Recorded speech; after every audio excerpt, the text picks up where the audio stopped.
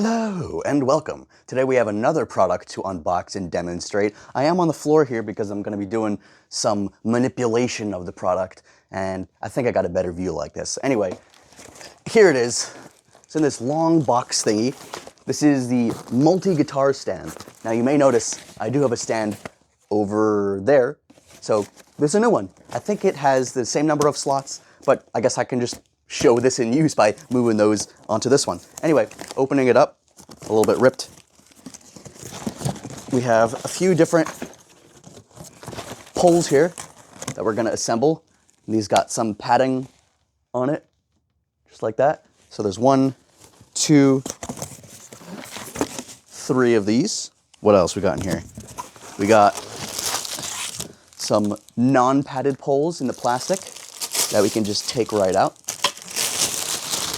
And let's lay these all out on the floor for now.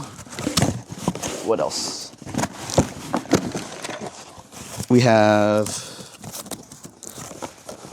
some bolts with the padding on them. We're gonna be using those to tighten up some stuff. What else? Ooh, I just love reaching into boxes. We have a shrink wrapped piece here that looks like it's gonna be the feet. So I guess I can undo the shrink wrapping. I don't really know why it would be shrink wrapped when none of the others were, but let's take that off.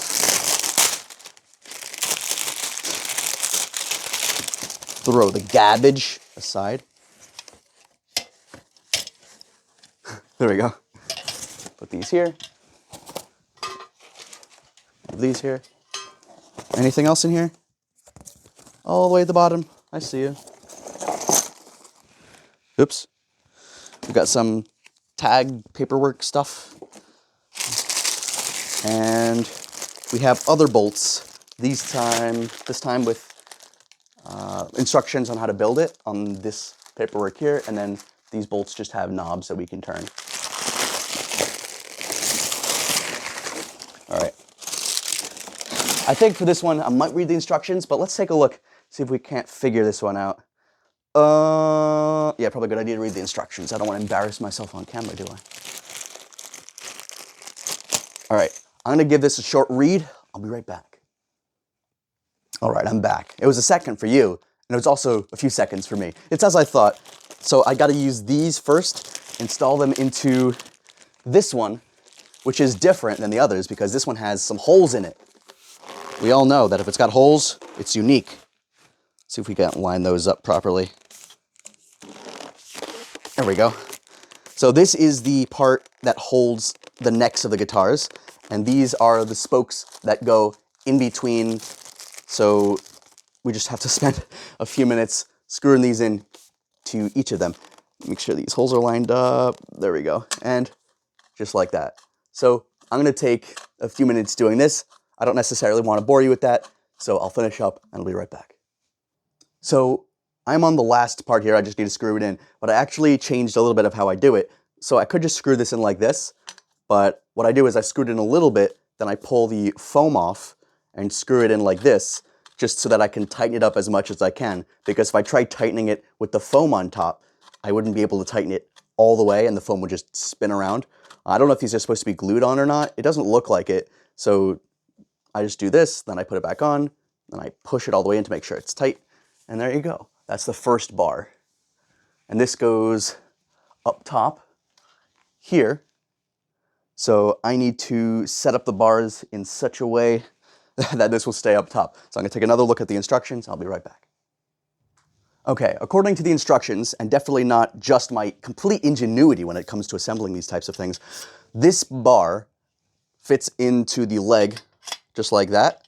And then the bolts are used to screw into the sides here, like so, so that you'd be able to fold down the leg and open it, and also tighten it if you want to keep it in place, like this. There we go. We don't want our guitar stand folding up on us without us wanting it to fold up. It doesn't get too tight. You can use a tool if you want to tighten it a lot. I don't think that's necessary though, especially once the once the guitars are all lined up. So that's what that looks like. I'm going to do the other leg. Oh, and the bracket here should face inwards because there are 2 holes here that line up with the 2 holes of the top there. So I'm going to do the other leg, and I'll be right back. All right, so I finished the other leg. One thing to note about the feet as well that I didn't mention is that one side has the solid foot here with some padding, and the other foot is this kind of screw-in foot that you can increase and decrease the height of. So depending on the level of your floors, whether or not they're completely flat, you can increase or decrease that so that everything is level and on the same level. All right, now that I have both legs, the next step is to take these 2 and fit them into these brackets here. There's 2 brackets on the legs, so I'm going to screw them in like that on each leg.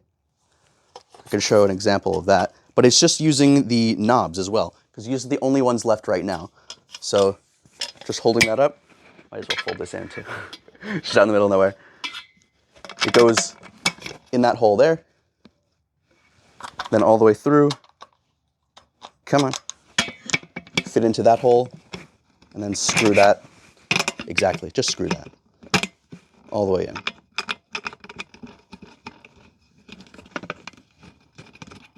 Okay, now I'm going to secure this, then do it to the other leg, and then on the other side for the other leg as well with both of the feet pads, bottom pads. I don't know, I'll be right back. My mic accidentally fell off. Anyway, here's the completed, well, not completed, here's where the feet and the bracing bars are on. Now I'm going to put the last piece on, which is the top bar here with all the spokes in it. So that goes on top like this, and then I'm going to screw that in using the remaining 4 knobs. So they go in like that, then that just screws into the top. So I'll complete that and I'll be right back yet again. All right, everything is screwed in properly. That's what no, I'm kidding. Anyway, that's finished. This folds. Time to put some guitars in here. There are 1, 2, 3, 4, 5 slots, 6 and 7 if you're feeling cheeky. The cushioning is okay. It feels like it would protect against, any heavy bashing. It slides back and forth, so be careful with that. I'm a little worried that kind of the hard corners that I feel in here, but it seems like it's enough cushioning. These, I'm not super sure about, but as long as you're not swiftly moving everything about and fro. Now, the thing that I don't love is how easily kind of this wobbles and falls, but I suspect that once I have guitars solidly in place, this won't move around as much. Now, of course, we have to start biggest to smallest. We've got my acoustic bass here. Don't make fun of my playing. The neck space here is pretty wide. I feel like they're using this as sort of an acoustic housing, because otherwise these don't need to be so far apart. But if they suspect that everything is going to be acoustic, then maybe they're leaving enough space for those at the bottom. But still, there's a rather large gap in between the guitars here that I feel is a little unnecessary. Maybe with a little extra space, and if having these a little bit closer together, you could have them sit a little tighter, but that's just an aesthetic choice. Next up, my favorite bass.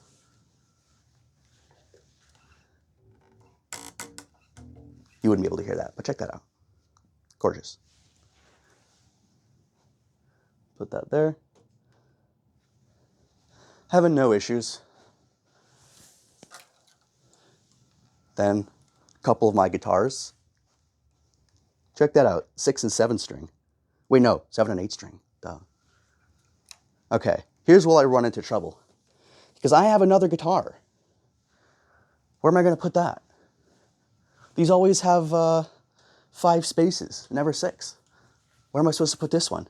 Also, this one never really works with these kinds of stands because there's obviously this gap here, so what's it gonna sit on? Now usually what I just do is I have it kind of sit on the floor and lean against that inner rail here. So let me grab you. Don't worry, I'll be gentle. Bring you over here. So this is what that looks like. Obviously, this isn't going to move around much since it has all this weight leaning on it. And I think that looks pretty good to sit in a corner. So let me know what you think, and I'll see y'all next time.